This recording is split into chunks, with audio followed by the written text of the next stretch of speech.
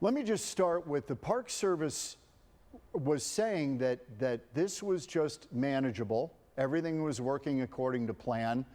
But Stephanie and Robert, you have a far different view of what was happening on the ground. Their own records have a different view. And not only did they say they were handling it, they have now adopted a story about how they were handling it that just doesn't fit the facts. Their own fire records show something completely different. What did the record show, Steph? The record showed to us that even as day after day, the National Park Service was telling the public that there was no risk to public safety and that the fire was being handled properly, we looked at the fire management plan where they laid out these key weather points that would indicate that the fire was at risk of spreading. And day after day, the weather got closer to those dangerous points, even as the Park Service was telling people that conditions were totally safe. So when it started July 4th, it was a lightning strike, and then they decided to treat it as a managed fire. Is that fair to say? And Robert, was that a good or bad decision? I mean, could they have kind of split the difference and said, we're going to manage this, but if we hit certain tripwires, we got to move? And that didn't seem to happen. No, it didn't. And those tripwires, as you call them, are exactly what the report warns about, that if these weather conditions are met, then you have a greater risk of fire and you need to be taking different steps. They're going to dispute what they call a managed burn. What they're saying is but it's the same thing. They're splitting the hairs over semantics, but they were allowing the fire to burn off the natural resources of the fire. And that's their story. They have since adopted a plan where they're saying, or adopted a position where they're saying, we were suppressing this fire all along. And you don't think that's true. Stephanie, let me ask you.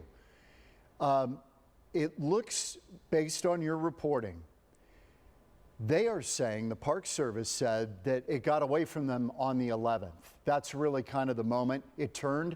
But your reporting suggests that there were warning signs, strong warning signs, on the 9th of July that they had problems. So as far as July 6th, there were weather conditions that indicated that the fire was at risk of getting away from them. And day after day, they said that they were managing the fire through this confine, contain strategy, allowing it to burn, saying that allowing it to burn would benefit the landscape and the ecosystem of the North Rim. And so although the fire got away from them on the 11th, it was at risk of getting away from them much sooner, especially July 10th, that day before. There are 4 critical thresholds for the weather when things really get risky.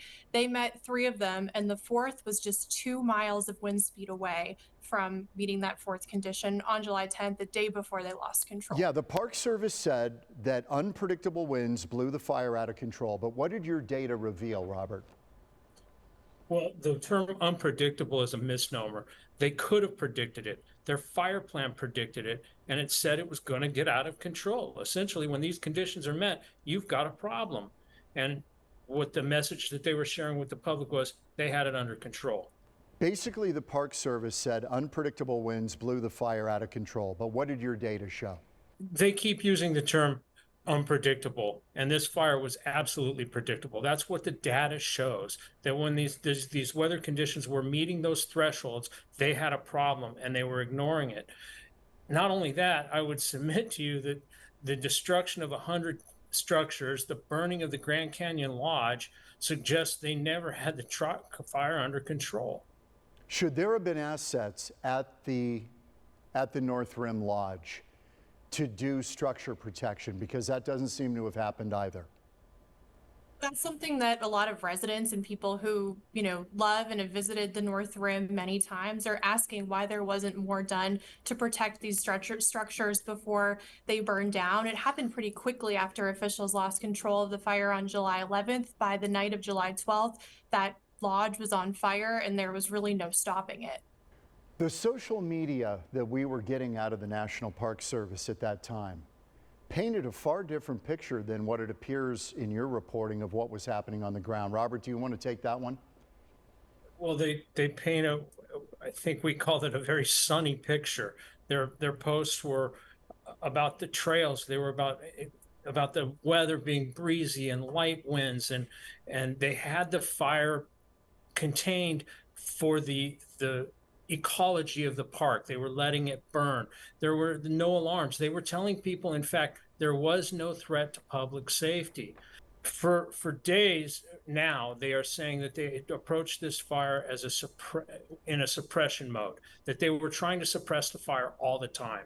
But the first time that word suppression is used was 4.5 hours before the Grand Canyon Lodge was a cinder. So that's kind of the tell right there. I thought it was interesting that the Park Service put out, I thought, a very curious statement saying the fire was expertly handled. If that's expertly handled, I don't know. I don't know what that means. They say it was expertly handled, but when you look at the weather data from the days before, these warnings were hiding in plain sight. The only place that they didn't appear was on the Park Service own communications. I asked you earlier, I want to ask it again. Is the Park Service the agency to handle something like this? I know they do fire, but should an incident one team like we've got up there now have been implemented earlier?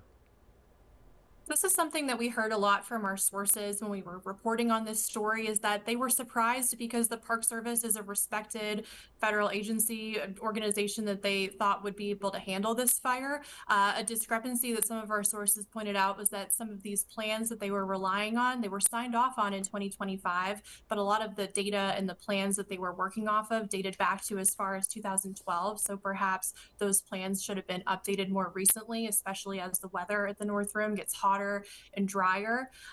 They brought in an incident management team. They brought in a few rounds of them. They work for around 2 weeks at a time, and then a new one comes in. So they've gone through a few rounds of those interagency management teams, and they haven't been able to fully get control of this fire either. It's grown to 145,000 acres. It's only 62% contained. They just cannot get a full handle on this thing. Yeah, and it's been well over a month. Right. I mean, it's burning in a really tricky spot as well. I want to ask you one more thing. You quote in your story a former Park Service employee, Mark Rose. I thought what he said was very telling. Can you tell me what he told you? Mark Rose, he used to manage concessions at the North Rim. The house that he lived in, the buildings he worked on, they all burned down.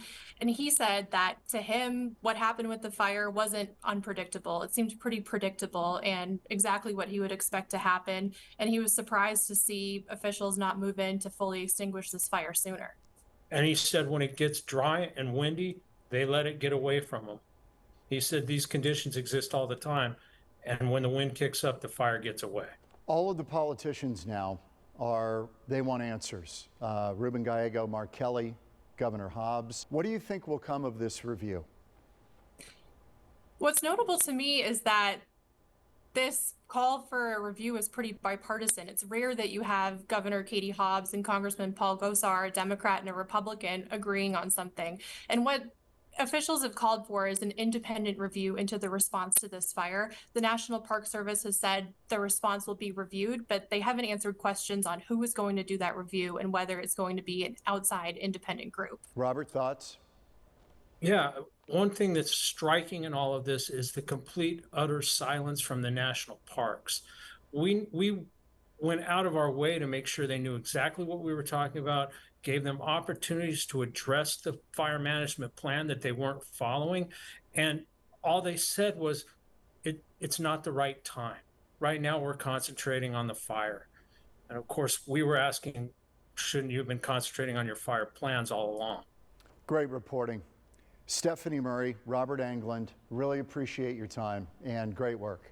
Thank you. Thanks Thank you. James.